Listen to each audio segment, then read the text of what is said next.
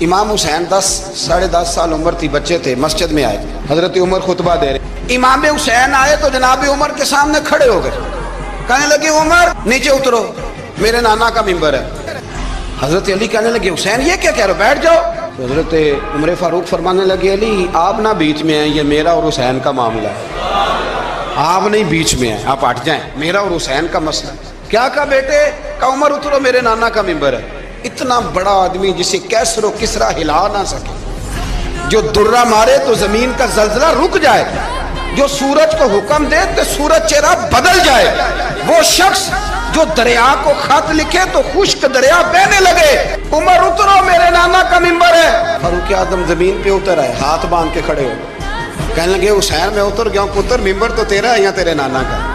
ختم ہو گئی بات۔ تو حضرت امام حسین کہنے لگے جا کے اپنے نانے کے ممبر پہ جائے، تو فاروق اعظم کی چیخ ہی نکل گئی۔